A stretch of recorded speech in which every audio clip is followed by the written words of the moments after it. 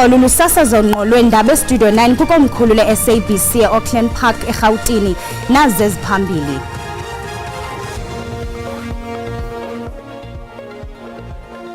Lonyukela yokuthi ga kuma-57 inani labantu abasweleke ngenxa yezikhukhula eMthatha kwiphondo laseMpuma Koloni.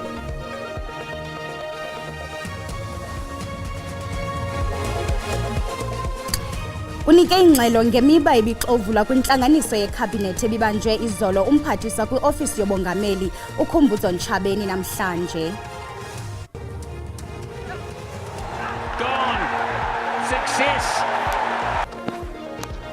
Nakubeni zibonakalise ubuqhawe i-fast bowlers zoMzantsi Afrika, kodwa uMzantsi Afrika uzibona usekoneni kwifinal yetumente yovavanyo lobuntshatsheli ICC eLords eLondon.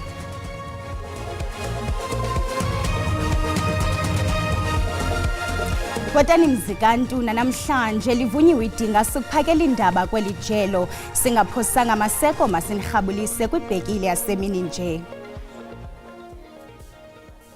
Umphathiswa wemfundo esiseko uSiviwe Gwarhube utyelele intsapho ezizilele abantwana bazo abasweleke emva kokukhukhuliseka kwebhasi encinci eMthatha eMpuma Koloni. uGwarhube uvakalise ukwethuka nokudandatheka ngokubona abazali bejamelene nale nyewe xa kungoku ukwisikolo samabanga phezulu iJumba ufundiswa Mhlekude uthetha notitshala nabafundi. Fundiswa sikwamkele khawusixelele ngokuqhubekayo apho. Enkosi Nobathembu ngenene silapha kwisikolo saseJumba Senior Secondary School eTabase apho umphathiswa wemfundo esiseko uSiviwe Gwarhube andwendwele abafundi kunye nootitshala kunye ne-SGB yesisikolo njengoko sazi ukuba balahlekelwe ngabafundi abali-13 ebebekulaa bhasi ethe yakhukhuliseka zizikhukhula eMthatha xa bebesiza esikolweni. Umphathiswa ke uqale wandwendwela abazali kwesinye isikolo esiseMandela Park nalapho ke athe wadlana indlebe nabo njengokuba sisazi ukuba baswelekelwe ngabantwana babo. Umphathiswa uphume ekhathazekile yena uqala esithi bakhathazekile abazali ingakumbi xa bethe babona abanye abantwana abathe basinda ngoba ebekhona omnye wabantwana bebekhona ngalamhla weshwangusha. Kodwa ke ngoku masithethe nesithethi somphathiswa wesebe lemfundo esiseko uSiviwe Gwarhube yena ke ngulukhanyo Vanga. Lukhanyo umphathiswa uzile ezothetha nabantwana besikolo lolu uncedo mhlambi abazathi balunikezele kwaba bafundi nakubazali. Umsasazi siseJumba Senior Secondary umphathiswa wesebe lezemfundo yesiseko umama uSiviwe Gwarhube wenze i-special assembly nabantwana uzokhumbula aba basishiyileyo. Inani eliconfirmed is that aba-6 sebefumanekile imizimba yabo, abayi-4 basakhangelwa, search and rescue operations zisaqhuba apho baye babanjwa zizikhukhula khona. Abantwana besebhasini bayi-13, abayi-3 baye basinda bencedwa yi-community, abayi-6 ngabo imizimba yabo efumanekileyo, abayi-4 aba basakhangelwa. Umphathiswa inhliziyo yakhe idandathekile kakhulu ngesehlo sinje, ulahlekelwa ngabantwana abasebancinci elihlobo ngalamanani siwabonileyo, 6 already confirmed yabantwana ababashiyileyo. Into ebuhlungu kakhulu, imeko nalapha esikolweni ayikhonhle, but psychosocial services zikhona, ononhlalonhle bakhona apha esikolweni, bebekhona nayizolo bayaqhubeka namhlanje, neziveki ezilandelayo bazawuqhubekeka nesikolo. Uyawucinga uba umntana ufila njani xa ilo ebehleli naye edeskeni angasekho namhlanje engasizi esikolweni. So i-support psychological efuneka sibe khona to ensure that uyakwazi ukuqhubekeka nezifundo zakhe, but also notishara bakwazi ukufundisa esikolweni while kukho isitulo esinomntana oshotayo. Minister ngokungaphakathi uthetha notishara, ubongoza otishara and providing psychosocial support as well for otishara bakwazi ukuqhubeka kwesi sikolo. Sifuna ukuncedisa nakwi-exams to ensure uba baya-recoverisha very quickly for abantwana ababaziphosileyo i-exams. U-National Department of Basic Education une-exam recovery plan ezawuba activated after ezintlekele.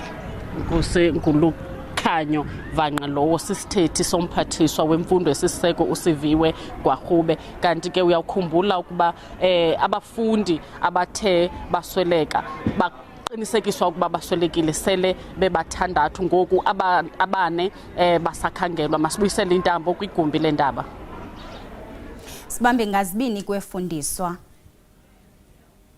Kubanjwe ingqungquthela yokuqala iAfrica Green Hydrogen Summit neshukuxa izicwangciso zokuphehlwa kombane ngamandla endalo yentsuku ezibini eKapa nebandakanya amazwe ohlukeneyo elizwekazi Afrika.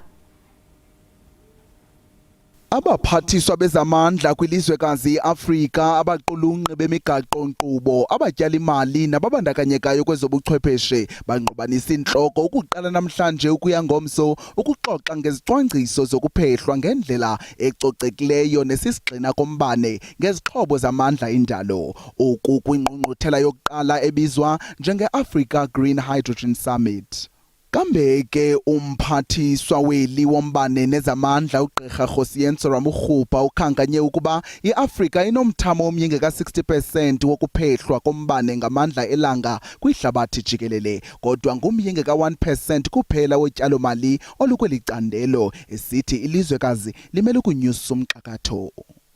We can go to the Chinese, we can go to the Middle East, we can go all over. The money can be found, but they don't have the endowments that we have. I'm making this point because when you go to multinational fora, an impression is created that we need the industrialized countries more than they need us. I'm making the point that we need each other. Kananjalo umongameli weli umnumzana Cyril Ramaphosa uxinise intsebenziswano kumazwe eAfrika kweliphulo le-hydrogen linenjongo yokuphehla iitons ezingama-30 ukuya kwezingama-60 ngo-2050. The Africa Green Hydrogen Alliance brings together a number of African nations, including, as we heard, Egypt, Kenya, Mauritania. Minister Ramokgopa referred to them, Morocco, our immediate neighbor, Namibia, as well as our own country, South Africa. More than 52 large-scale green hydrogen projects have been announced across the continent, and these include the Guha Green Ammonia project in South Africa. Ukwaleke ngelithi eli selityale imali engapha kwe-1.5 billion kweliphulo. South Africa has invested more than 1.5 billion rand in our Hydrogen South Africa program. Ukanti ke ukaRamaphosa ukwabalule intsebenziswano eseliqalile yeli nemanyano yembumba yamazwe eAfrika nawase-Europe, i-AU ne-EU kuphuhlisa inkqubela phambili kwezamandla. Ndimlo Lilitha Ntsundwani kwiindaba ze-SABC. Sehlile noko isimo soqhankqalazo bolubanjwe kwilokishi yaseMeadowlands eSoweto namhlanje. Abahlali balengingqi bakhalazela ukungahoywa ngurhulumente kwizikhalazo zabo ngombane. Bathi kudala becela uncedo kodwa balifumani. Intatheli yethu Kelvin Dludla iyanaba.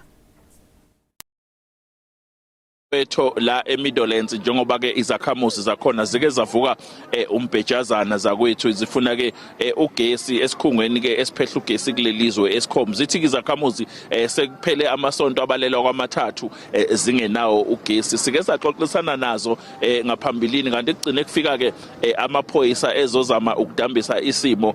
Usigaxa mabhanda ke emaphoyiseni uKolonel uJohnny Chauke wala ekamla amaphoyisa eMeadowlands uke wakhuluma nomuntu fake espeakeni sefone. Lo muntu ke uthi ke uvele Eskom kanti uma ngabe echaza uthi ke unxusa umphakathi ukuthi uqhelela noma uvula indlela khona abantu abakwa Eskom bezokwazi ukusebenza. Kuke kwaba nengxoxo ke yabakhona la ngibonile eningunge amaphoyisa lapho sigaxa amabhande kwaba khona umuntu okukhulunywa naye ucingweni. Lo muntu wathi ungoka Eskom nazi ngakanani ukuthi noma nesiqiniseko esingakanani ukuthi lo muntu uvele Eskom.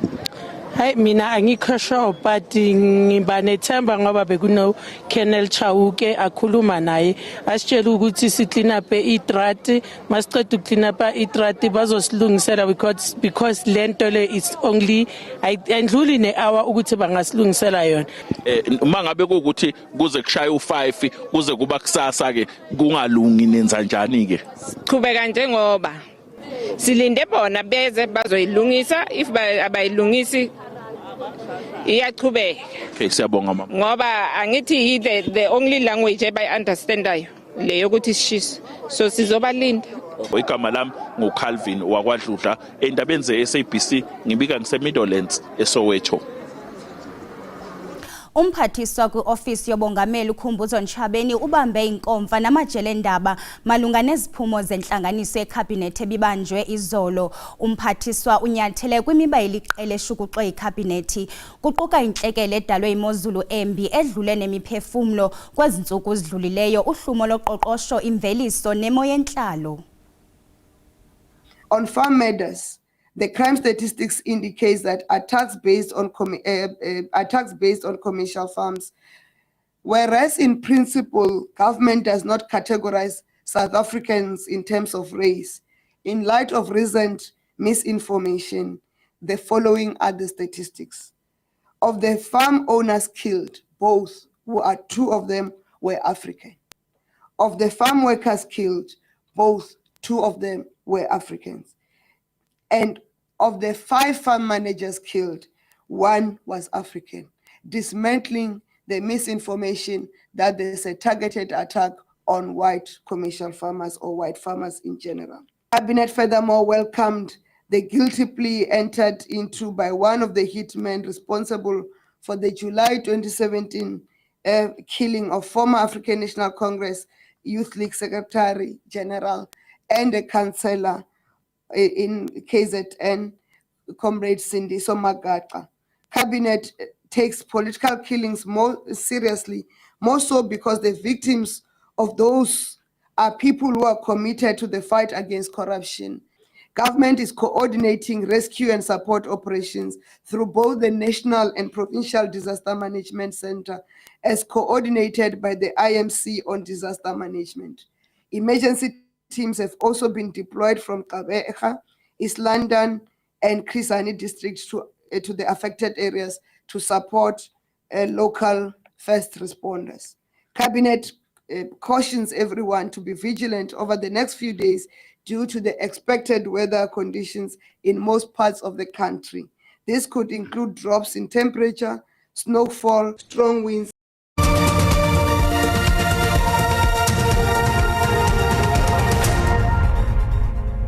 Sinamkele kwakhona sihlabele mgama umfama ogqwesileyo selula intshona koloni ubhengezwe izolo ebusuku ngelixa kubanjwe umsitho wamabhaso ephale eBholani. uFrancois Rousseau neminyaka engama-30 uphumelele iwonga likwinqanaba eliphezulu kubusuku bayizolo. El bhaso libhiyozela ubunkokheli, ukugqwesa kunye nokuzinikela kwicandelo lezolimo. Ophumelele iwonga lokuba ngumfama ogqwesileyo nongumntu omtsha kwiphondo laseNtshona Koloni, uFrancois Rousseau uthi amafama eMzantsi Afrika noxanduva lokuvuselela uqoqosho nokudala imisebenzi. uRousseau oneminyaka engama-30 ubudala ungumphathi kwifama enommandla ongangehektare ezingaphaya kuma-300 apho alima khona umdiliya. The young farmer ward of the Western Cape, to me, gives me the opportunity to set a standard and to be example for other young farmers in our province, but also in our country. uRousseau uqukwe njengonozakuzaku kwicandelo lezolimo. We celebrate young people's efforts in the agricultural space. And of course, for us, that's important because agriculture is a very critical pillar of the economy of the Western Cape. Isibhozo ebesilwela iwonga kolukhuphiswano sibandakanyeka kwimisebenzi ehlukeneyo yezolimo ejolise ekuqinisekiseni ukhuseleko lokutya eMzantsi Afrika.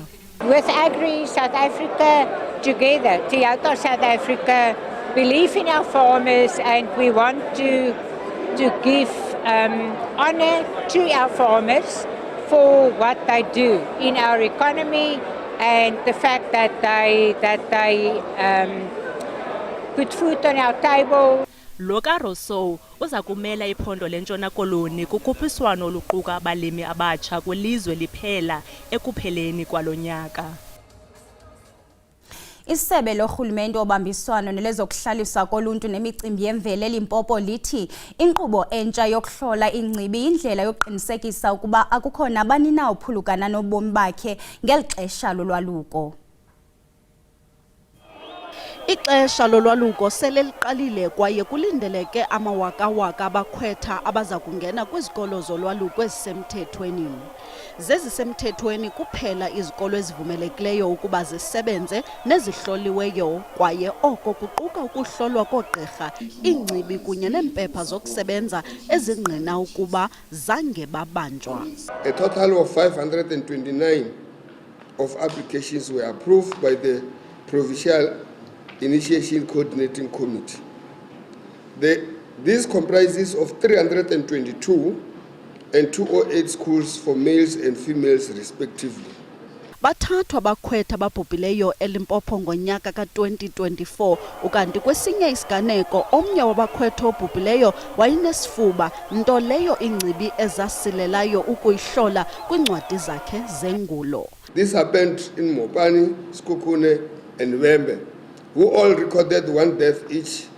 Although it is a small number, we always say this can be avoided because one death is one too many. Abazali bayabongozwa ukuba badandalazise incwadi zempilo zabantwana babo ukuze zithintele okanye kungabikho monakalo. The screening, whether by Department of Health or by any other player, a role player on site, should become secondary. The first screening must happen at home. Isebe lezempilo lithi liza kukhupha oonesi kwiindawo ezahlukeneyo ezininzi ukuqinisekisa ukhuseleko lwezempilo. Iphondo leMpuma Koloni lizingca ngendalo obugcisa nenkcubeko etyebileyo ubuntu kunye nolonwabo. Ngomhla we-18 ukuya kwi-20 kaJulayi eliphondo liza kube libambe umnyhadala womculo obizwa iMusic in the Snow eHawksburg kanye ngelixesha lokukhithika kwekhephu. Ukanti sinaye umququzeleli weliphulo umlindi ntloko kusixelela banzi ngoku. Lindi, masikwamkele. Khawusixelele intoni eyenze ukuba niqalise eliphulo kwaye lohluke njani kwamanye amaphulo? Ndiyabulisa kuwe, ndiyabulisa nakubabukeli emakhaya. Eliphulo liqala ngento yoba iHawksburg yintaba ethanda ufikelwa likhephu. Ndathi ke ndiye phaa ndabona uba eyona nto isilelayo isekubeni njengoba abantu benemincili ngeli khephu ayikho into ke ngoku abaye bathi iyobonwabisa after ikhephu. Then yafika ke ingcinga yoba mandibanike ke le nto nam ndafilishayo xa ndisiya phaa ukuba iyasilela. So iqala njalo kwindaba ye-Music in the Snow. Kuthiwa i-Music in the Snow xa ibizwa iqale ngo-2022 and ke isaqhuba namhlanje. Emlindi lo mnyhadala uzingca ngokuphuhlisa italente. Ingaba ngawapha amanyathelo eniwenzayo uqinisekisa oko? Esikwenzileyo kulonyaka siye sanqonqoza eRaymond Mhlaba Municipality to say sikhangela italente sinokwazi uyiphuhlisa siyinike neqonga ukuthi ngalamini yomnyhadala ikwazi nokuthi dlavadlave ebantwini bakwazi noko to say sikwazile uphuhlisa ngala weekend kwitalente. Kwaye asaphelela apho sathi xa simbona ungathi umuntu lona simkhangelayo igqosile singakwazi ukuba ayokucishilela noba licwecwe okanye isingle kwingoma eyi-1 simnike ke lo nxaxheba yoba sibe kanti simphuhlisile. Ingaba abantu bafuna ukuthatha inxaxheba kulo mnyhadala bangenza njani? Zintoni ezilindelekileyo kubo? Abantu abafuna uthatha inxaxheba ngala veki ikhona nento yoba sizawukwazi ukuphuhlisa kwabantu abangomasomashishini bakwazi ufika babeke izinto zabo. Kwaye ke abanetalente siye sikhangele ezibabe ndisitsho siye sikhangele ukuba sibanike iqonga ukuba bakwazi uphuhlisa okanye uvelisa italente yabo kuluntu ke oluthe laza kule festival. Emlindo kokugqibela kubaluleke kangakanani kuwe ukunikela ekuhlaleni kwaye ngaba ninawo amaphulo okufaka isandla eluntwini?